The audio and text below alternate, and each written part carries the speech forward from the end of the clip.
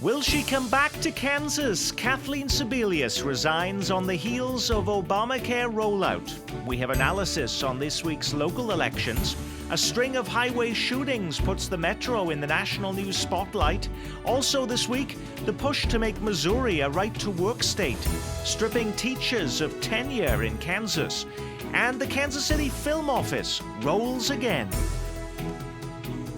Hello, I'm Nick Haynes. Chimpanzees escaping their enclosure at the Kansas City Zoo, however hilarious and scary for those who were actually at the attraction at the time, will not be part of our 30 minutes together.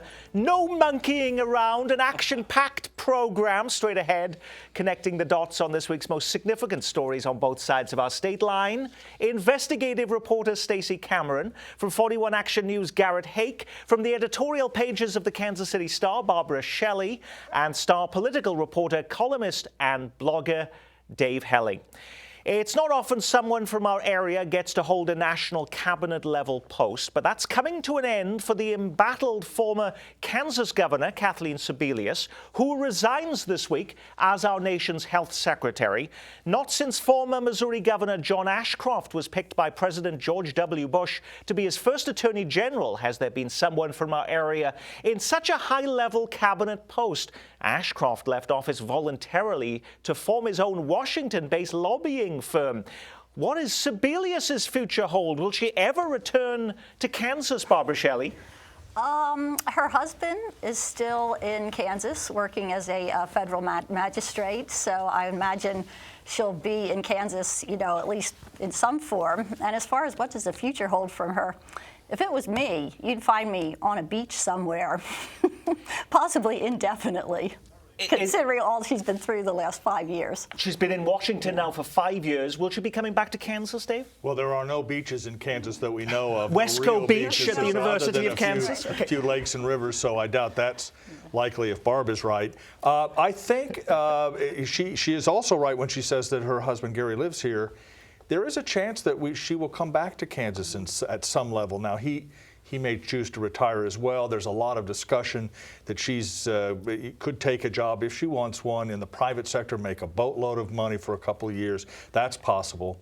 If she comes back to Kansas, though, Nick, she could have a significant and interesting role in the politics of the state. She still remains very popular with Democrats, not so much generally, but with Democrats. She could help Paul Davis, I think, in the governor's race. She might even be able to help Chad Taylor in the Senate race against Pat Roberts going forward. She would be a political player if she comes back to Kansas.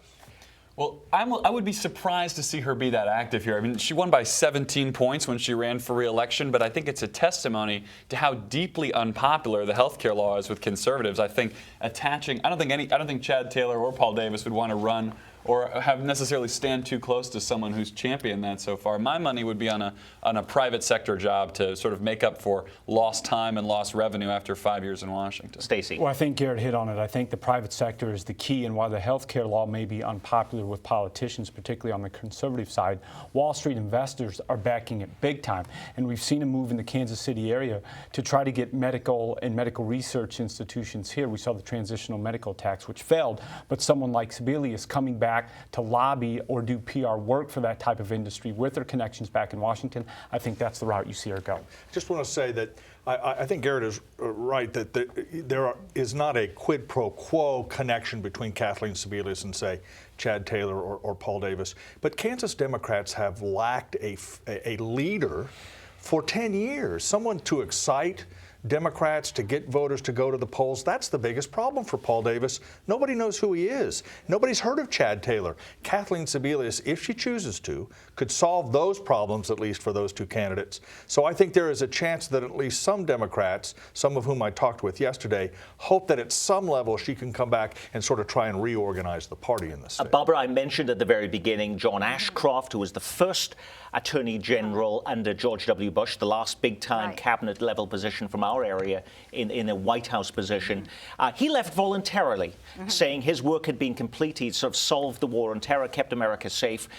Kathleen Sebelius leaving now, more damaged goods, at least in the short term. But does that give a false impression of her overall legacy in that cabinet-level position?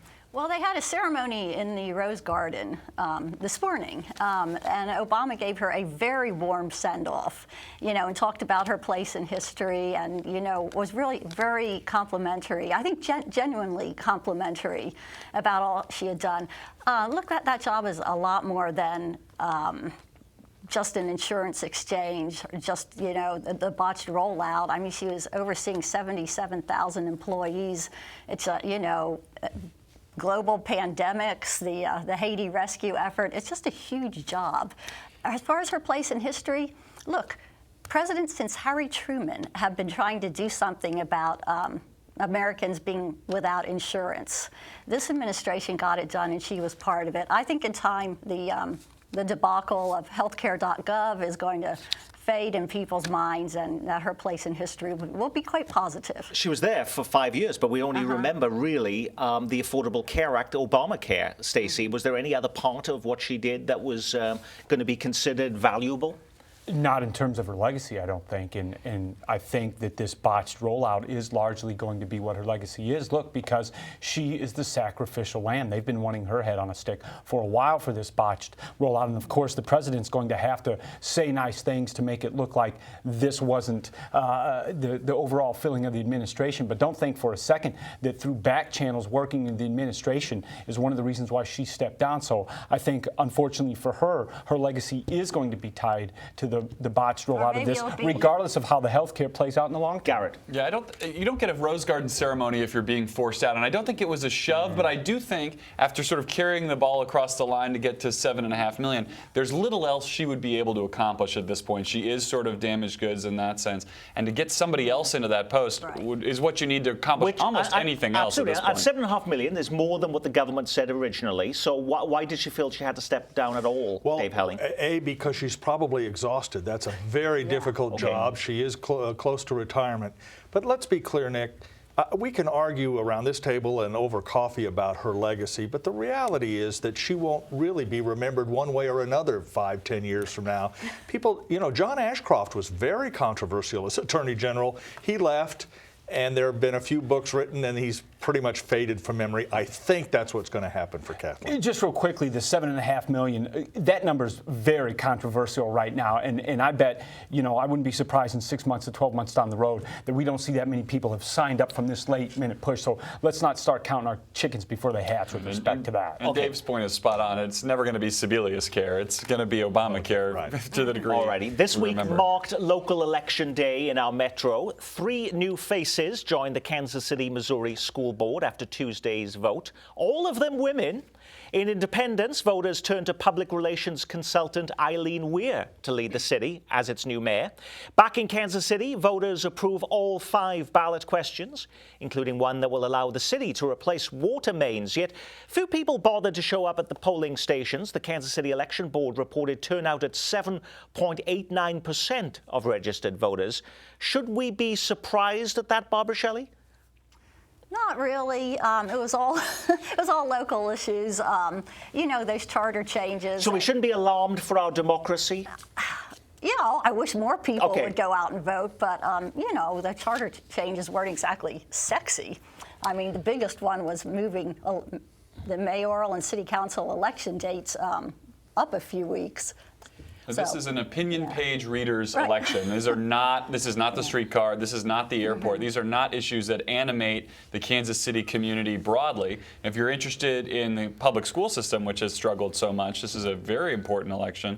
And the water bonds, the money being spent, all that kind of thing, are worthy Democratic causes, but not the kind of thing that animate people to get up out of bed and even go find their polling place. The biggest winner in this election was who, do you think, Dave Helling? Well, I think Mayor James. I mean, he put himself out there pretty aggressively, particularly on the water bonds. They always pass, so he sort of bet on a winning pony, out of the gate. But if you're going to give anyone credit, give credit to the mayor.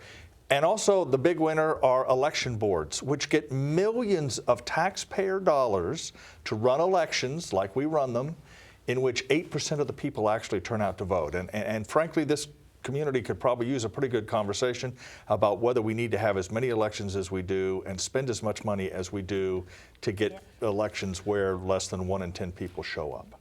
Another big winner, the Hickman Mills School District. And there was quite the smear campaign that went on down there against what I would call the reform candidates, and 3 of them won. That went very well. Despite the smear campaign. So Despite the smear negativity doesn't campaign. always work. Negativity didn't always work, but you know, those were illegal, anonymous mailings. You couldn't identify the source, and I do hope that the Missouri Election Commission looks into this and issues some subpoenas and finds out who sent those things. Garrett. We worked on the story of those mailers all week this week, and the degree to which whoever sent them covered their tracks is fairly impressive in its sort of diabolical ingenuity, but it was refreshing to see that they didn't work. And I thought your point in your column this week was excellent, that whenever someone tries that hard to obscure the source of what they're saying, they are probably up to no good.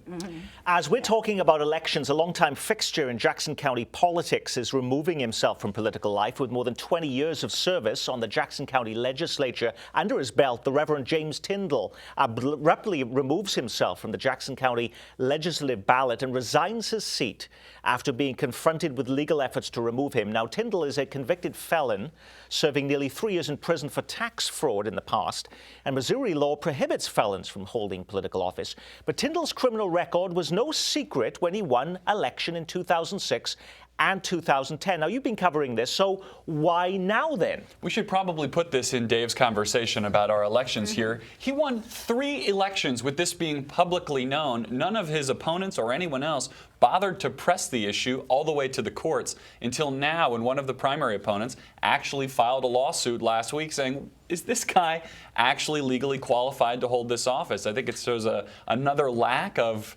general interest in this issue. Well, it also shows that this area, as in most areas, we lack some body or some group or some official who scrutinizes the qualifications that a candidate has to run for office, not just felony convictions, but addresses, age, you know, all the other things that we require candidates to have. No one is responsible for actually checking that, unless it's reporters, other candidates, and then there's a very sloppy, confusing, messy, and expensive process to get people either off the ballot or out of office. That's another conversation we could probably have. Well, maybe at the beginning there's an issue, and I would agree with Dave about checking the backgrounds of candidates. But with respect to Mr. Tindall, Reverend Tindall, we knew about this, and the county prosecutor knew about this, and the county commissioners knew about this. And so this, I think, goes back to Democratic politics, I'm sorry, in the county, not to push him out, not to have any of his Democratic primary counterparts to challenge it then. And I think part of it was maybe the cost of actually challenging this in court. But finally, we have a law student, a 27-year-old law student, who's the one that's really going to press this issue. You know, congrats to him. Who is a candidate running against him. And so I wonder at this point, because he clearly has enough, you know, I don't want to say has enough time, but enough knowledge and the ability to represent himself in court. Maybe that's why he's pushing forward. But I worry about the machine politics that wouldn't have stopped this before, when you know you have a convicted felon who's in violation of Missouri law, yet no one challenges it, no one charged with it. Gene Peters Baker, the county prosecutor, could have stepped up and done this, but nobody did. Eyes wide open, but really eyes wide shut. Let's let him continue to serve. 13 shootings on area highways, all of them just before exit ramps or road splits, with the shooter apparently firing at the last moment before veering off in a different direction from the victim. The bizarre storyline putting Kansas City in the national media spotlight this week. And tonight, the FBI is scrambling to solve a mystery in the heartland. Drivers warned to be vigilant as they make their way home because of 13 separate shootings on highways around Kansas City. We don't talk about specific instances of crime on this program, but this has captured a massive amount of attention. Is it the sheer randomness of the incidents and the randomness of the targets? It could be any highway driver in Leawood to Blue Springs, Garrett. I think that's exactly it. I mean, we've talked about some of these kind of violence issues before. The targets of this, police do believe they're random. They do believe they were chosen by a shooter just sort of in the moment. It speaks to people's fears that you can do everything right. You cannot put yourself in bad situations or be where you're not supposed to. And you could be commuting back and forth to work on a well-traveled highway and still be a target of violence, which I think speaks to people's fears. Stacey. Well, and the fears, I think, are hearkening back here in this area, and probably why the national media has picked it up to the 2002 D.C. I-95 sniper shootings, where you had John Muhammad and Malvo Boyd were sniping and shooting people. 10 people, I think, were killed in that. We're fortunate that no one has been seriously injured here, but some of the circumstances are eerily similar, close to highways. Police not certain now if the shots are coming from a fixed position off the highway, or if because they're also close to splits or interchanges, maybe the person is driving in a car alongside them. We now have the feds involved in investigating this, so I think there's some legitimate fear here. I hope we don't start to take every instance of a shooting involved in a car and start to cause it into this, where we in the media get people more concerned and more worried than they should be. But this is a serious instance, and we know at least several of the incidents, according to police, are connected. And I have seen a very much bigger increase of police presence on the highways as a result of this. That's been very evident. But are we seeing are we overblowing this story in contrast to other crimes that are happening in the metropolitan area? Well, Barbara? that's what I was just going to say. I think, one of the very regrettable things about this, besides the obvious peril to motorists on the highway, is that it is diverting law enforcement resources from what is, our major problem, which is shootings and violence and homicides in a certain area of the urban core. Because at this point, Garrett, am I right that there's been no fatalities? No one has been killed. Some people have been injured as a result of this. 3 injuries to legs and arms, no fatalities so far, and as of Friday morning, no new shootings reported since Sunday afternoon. So I think people are sort of looking ahead to the weekend to see if anything else might happen. But that increased enforcement, whether it has discouraged these shootings or simply been something that has helped calm people's nerves to see the police out there, does have some value. Will Missouri vote to become a union-busting right-to-work state? The Missouri House this week gives initial approval to a bill that would let you decide the issue on the August ballot. It would ban employers from requiring workers to pay fees to a labor organization as a condition of employment. Practically, though, Dave Helling, what difference would this make? Making Missouri a right-to-work state, it would change the way that unions can raise money and organize themselves, and the fear is among the labor movement is that it would cause a great diminution in the number of people who join unions, and that's why they're fighting it so aggressively. This was put on the ballot before, as you know, and Missouri voters decided not to enact right-to-work. And so the other practical impact, if this does go on the ballot, is a pretty visible, expensive campaign from both sides, business and labor, to try and convince voters to decide the right way. Now, while it got initial approval, though, it didn't have enough votes to take it towards the Senate at this point, Barbara. That's right, and it certainly doesn't have enough votes to put it on the ballot at this point. And the legislature knows that Governor Nixon will veto it, and there aren't enough votes in the House right now to override the governor's veto. Also, if they send it to the Senate with a very thin margin, there'll be a huge filibuster issue in the Senate. Nick, one thing, the Missouri Chamber of Commerce has had this on its list of priorities for a number of years, but the real push for this right of work is not coming from within Missouri. It's coming from out-of-state conservative groups. And Tim Jones, the Speaker of the House, he would just love to have this on his resume. That's the big push. The other thing to keep in mind is, while the battle between business and labor is ongoing in this country, in some ways Missouri may become a right-to-work state by default because fewer people are joining unions. I mean, if you just wait over time, organized labor's power is diminished just because fewer people are joining unions. And so this, as Barb suggests, may be much more about politics, energizing the base, getting people out, than it is the actual merits of whether or not you should be required to join a union. Well, union rights were taking a hit on the other side of state line this week as well, at least for thousands of teachers in the state. The Kansas legislature just passed legislation that stripped teachers of the right to due process, a move pushed by conservative lawmakers who were forced by a state Supreme Court ruling to provide more funding to poor school districts and wanted to get something out of the deal. Some people may be surprised to learn that public school teachers even had tenure. They may have thought that university professors had tenure. How does this new measure awaiting Governor Sam Brownback's signature actually change things, though? Garrett? I think time will tell how much it's going to change things, particularly in our school districts here. I'm looking at Johnson County I'm thinking of Johnson County as I say this, because I don't think there's a big effort to reform in those schools. What I think is most interesting about this from a political standpoint is the opportunity it presents for Paul Davis. If you want to win statewide office in Kansas, who's the Democratic candidate? The Democratic candidate for governor. Succeed Sam Brownback. If you want to win a statewide office in Kansas, you want to win Johnson County. And if you want to win Johnson County, you convince the parents of Johnson County that you can do more for their children's education than the other guy. And anything that says the system that you might like is about to change is an opportunity. It's a door that's open, and be curious to see how he walks through it. The other thing that's involved, though, is that this provision was put in part to poke a stick in the eye of the teachers' unions in the state of Kansas, and that's really what some of the conservatives in the legislature were really pursuing. And to the extent that the teachers' unions in Kansas can have some political impact, it could again excite them to get to the polls.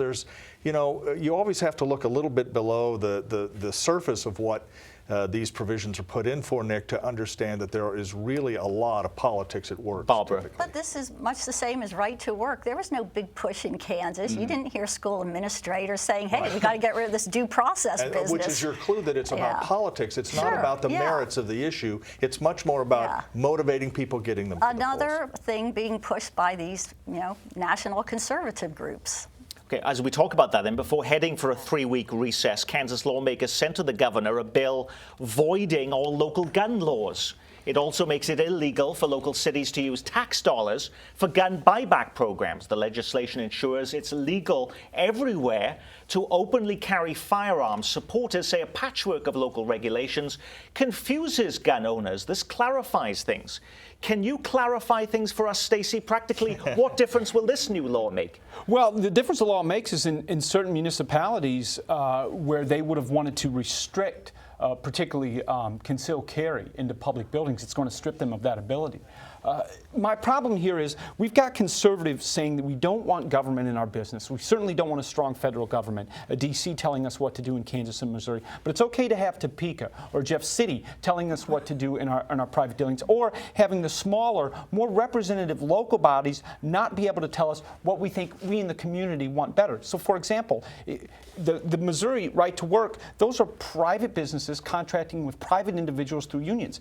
In Kansas, we have Topeka telling us if our local county administrators or elected officials or our city body, our councilmen and women, want to put some type of restrictions in there, we can't do it because Topeka knows better. So, it's a real sense of hypocrisy for me from the conservatives. They really do want government in these matters involved in our lives. They just don't want people having the right to express their Channel views. 41 was covering this story this week too, but there is this confusion though. You can go, and particularly when you look at Johnson County with lots of the small cities, you don't know from one place to another what the law is. There is some merit to the idea that you don't want a patchwork of laws where you might be driving through 3 different cities that have 3 different sets of rules about your firearms. But the flip side of that argument is, should it be incumbent upon the city or the state to make things as easy as possible for a gun owner or someone who wants to carry a weapon, open or concealed carry? Or should it be incumbent upon the gun owner to know that you are carrying a dangerous weapon and you should know what the rules are where you are?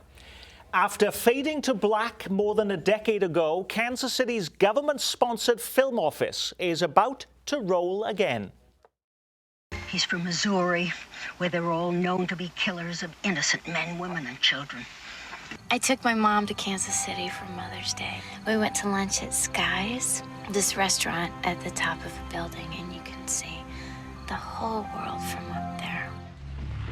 In the new municipal budget, Kansas City is pitching in $50,000 to reopen Kansas City's film office with another $50,000 match from the Convention and Visitors Association. That's enough to reestablish the office with a full-time director. Stacey Cameron, you're a big movie buff. What difference would that really make?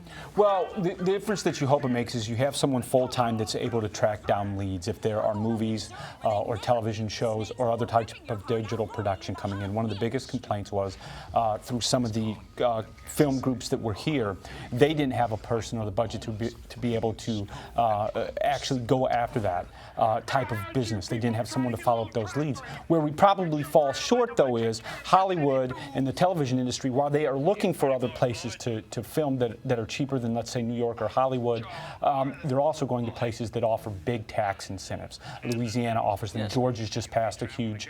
And Missouri doesn't provide those. And Missouri, to a limited basis, but not to the degree of some of these states that have become very competitive in the film and television industry. So Missouri not doing that, it may have some impact. We may get a couple more commercials or TV shows, maybe a movie or two in the next few years, but it's not going to have a huge... So does having a warm, full-time body and sitting in an office make a huge bunch of difference to bringing in top movie stars and films to Kansas City, Barbara? I hope so.